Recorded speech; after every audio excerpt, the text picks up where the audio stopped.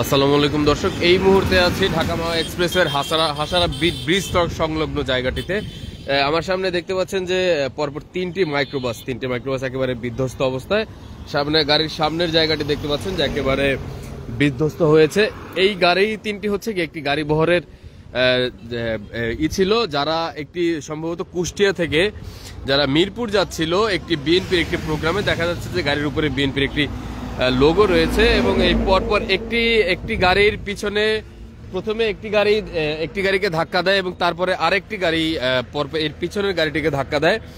আমরা এখানে কিছু লোকজনকে দেখতে পাচ্ছি। আপনারা কি জানেন যে সংঘর্ষটি কিভাবে হয়েছে? এটা আমরা তো বলতে পারি না, আমরা তো কাছে ব্যস্ত, ঠিক আছে। তারপরে এখানে একটু জাম ছিল, জামের মধ্যে এসে দেখি যে এই অ্যাক্সিডেন্টটা হয়েছে। কেউ কি হতাহত হয়েছে? হতাহত হালকা দুই-তিনটা ধাবাইছে। তেমন বড় ধরনের কোনো আশঙ্কাজনক ঘটনা ঘটেনি। তারপরে আমরা বুঝতে পারছি যে আসলে এটি একটি গাড়ি বহরের ছিল, যারা ঢাকার বাইরে থেকে আসছিল, কুষ্টিয়া থেকে আসছিল, রাইট?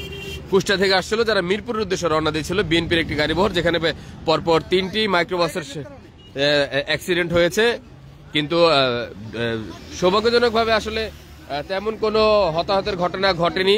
দু একজন পায়ে ছোটখাটো ব্যথা পেয়েছে এবং গাড়িগুলো আপনারা দেখতে পাচ্ছেন।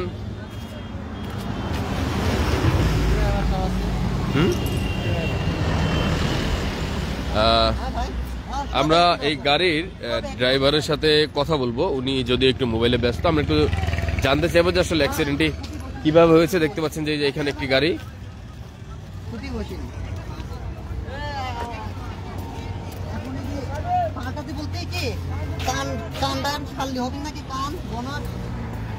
Plastic bumper